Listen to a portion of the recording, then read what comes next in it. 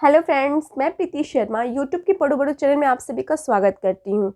Friends, हम लोग जैसे कि लर्निंग पढ़ रहे थे अधिगम, जो आपके हर एक एग्ज़ाम के पॉइंट ऑफ व्यू से बहुत ही इम्पोर्टेंट टॉपिक है। इसीलिए लर्निंग को हम लोग जो है अलग अलग भागों में पढ़ रहे हैं और इनकी विशेष टॉपिकों को पढ़ रहे हैं जो आपके हर एक एग्ज़ाम में, चाहे टैट हो, सी टैट हो, सुपर टैट हो या केवी का जो एग्ज़ाम लगा हुआ है, हर एक एग्ज़ाम में बहुत इंपॉर्टेंट है। तो इसको आपको देखना समझना बहुत ही ज़रूरी है, बहुत ही आवश्यक है। तो आज हम इसी लर्निंग की क्लास में आगे कंटिन्यू करते हुए आज हम आपके लिए टॉपिक लेके आए हैं अधिगम विधियाँ अर्थात लर्निंग मेथड्स।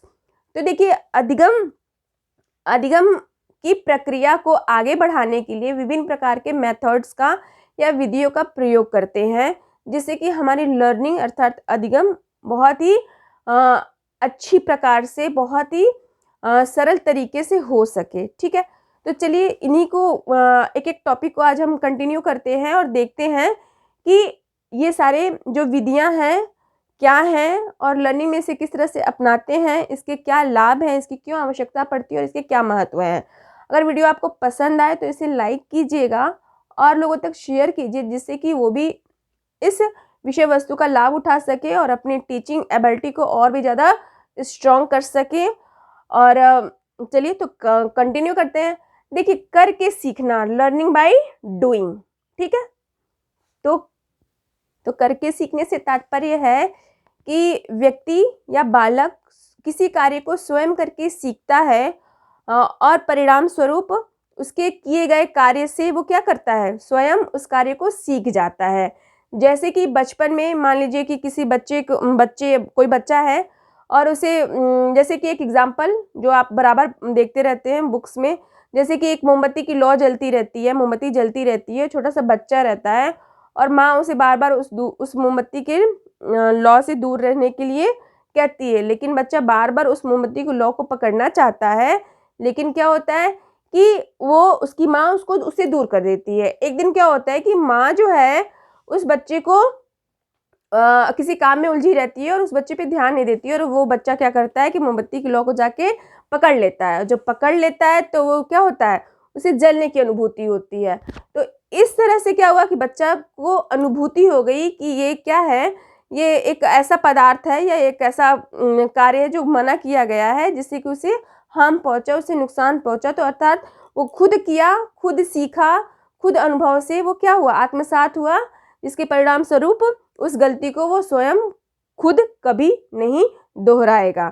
ऐसे बहुत सारे एग्जाम्पल हैं, जैसे कि बच्चा साइकिल चलाना सीखता है। ठीक है, तो वो स्वयं करता है, साइकिल चलाता है, गिरता है, फिर चलाता है, फिर प्रयास करता है और करके एक दिन क्या होता है, सफल हो जाता है और साइकिलिंग वो अच्छे से पूरे आत्मविश्वास के साथ चलाना शुरू कर देता है। ठीक है, तो ये हो गया हमारा करके सीखना।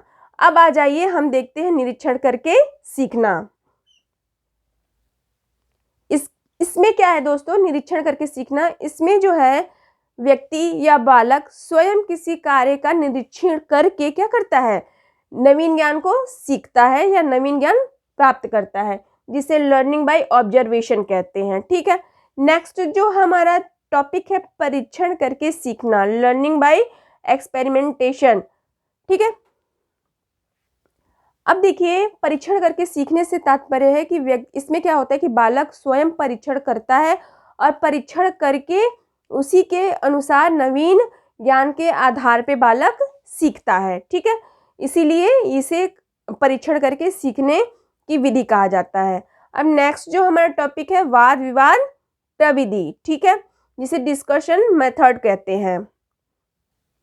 अब देखिए, वाद विवाद प्रविधि में क्या होता है या विधि में क्या होता है कि इसमें बालक जो है स्वयं डिस्कशन करके उनसे कुछ नया सीखता है। जैसे कि हम आपको बराबर कुछ ना कुछ चीज़ें पढ़ाते समय बताते रहते हैं कि हर एक व्यक्ति में, हर एक बालक में कुछ विशेष गुण होते हैं, मतलब हर एक बालक में कुछ न कुछ खास गुण होते हैं और कुछ न कुछ दोष तो होते ही हैं।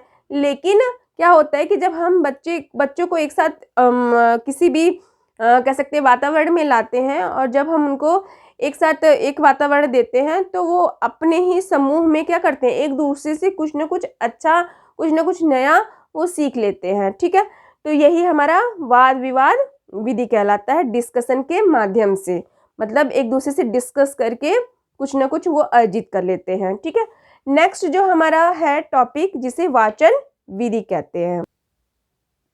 देखिए, वाचन विधि में क्या होता है कि इसमें बालक क्या करता है, स्वयं पाठ का बार बार स्वर वाचन करता है। अर्थात क्या करता है, इस विधि में बालक स्वयं पाठ को बार बार क्या करता है, खुद पढ़ता है और खुद पढ़ के सीखता है। ठीक है, तो ये हो गया हमारा वाचन विधि। ठीक है, अब आ जाइए नेक्स्ट जो हमारा देखते हैं, प्रयास एवं त्रुटि विधि। तो देखिए, प्रयास एवं त्रुटि विधि में, जिसे हम ट्रायल एंड एरर्स मेथड कहते हैं, इस मेथड में क्या होता है कि बालक जो है स्वयं अपने प्रयास के द्वारा या अंतर्दृष्टि के द्वारा स्वयं कार्य को बार बार करता है, और कार्य को बार बार करता है। इस कार्य को करने में उससे बहुत सारी क्या होती हैं, भूल होती हैं, त्रुटियां होती हैं, कार्य में समस्या होती है, और समस्या का वो क्या करता है, उस त्रुटि से, उस समस्या से, उस गलती से वो सीखता है।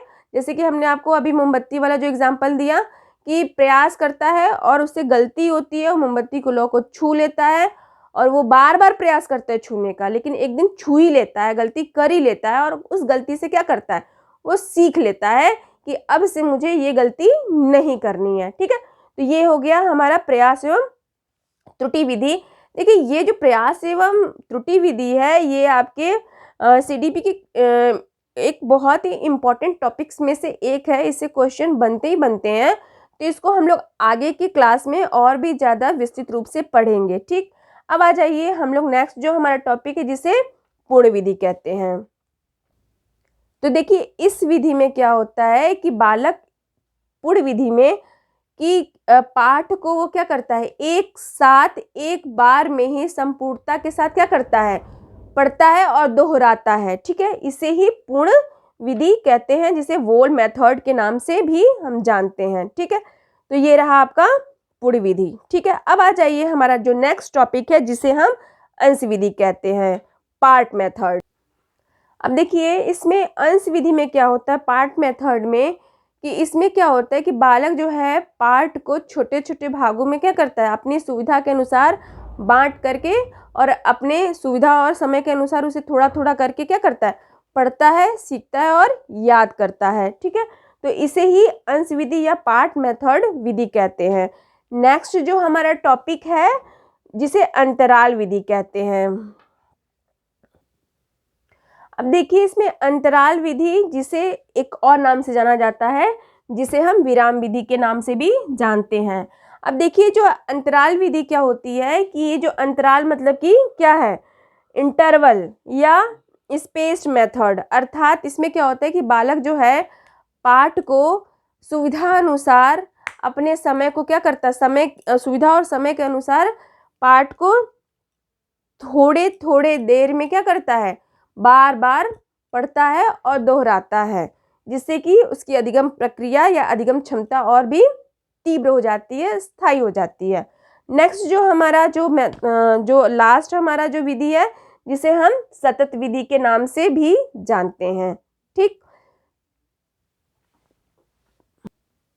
देखिए, सतत या इसे अविराम विधि भी कहते हैं, अविराम विधि भी कहते हैं। ठीक है, ये भी याद रखिएगा, जैसे यहाँ विराम था वैसे यहाँ पे अविराम विधि। ठीक है, तो उस तरह से भी पूछा जा सकता है। तो देखिए, सतत या अविराम विधि में क्या होता है कि इसमें जो है पाठ को एक ही बार में क्या किया जाता है, बैठ के एक साथ ही क्या किया जाता है, पढ़ लिया जाता है, अध्ययन कर लिया जाता है। अर्थात एक ही बैठक में पाठ को पढ़ के उसे दोहराया जाता है। तो ये हो गया आपका सतत या विराम विधि। ठीक है, तो ये हो गया सतत या विराम विधि।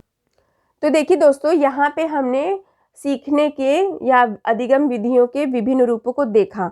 अब आप कहेंगे कि इसमें से सबसे अच्छी विधि कौन है। तो देखिए, ये सब, इसमें से ये नहीं कहा जा सकता है कि कोई इसमें विशेष कोई विधि अच्छी है। इसमें सारी विधियाँ एक समान है।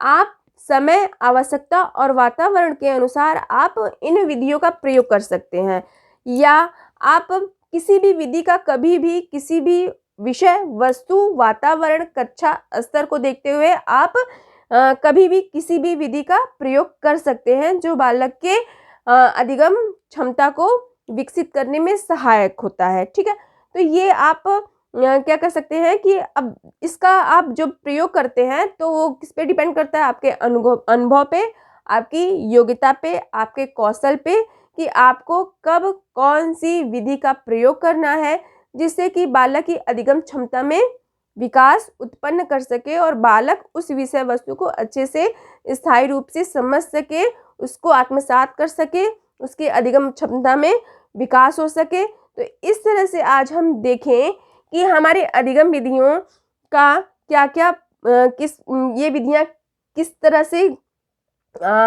बहुत ही महत्वपूर्ण है और अधिगम में या शिक्षण में ये किस प्रकार से प्रभावपूर्ण तरीके से कार्य कर सकती हैं, जिसके द्वारा बालक के सीखने की क्षमता में विकास किया जा सके। तो आई थिंक आप लोग को समझ में आया होगा।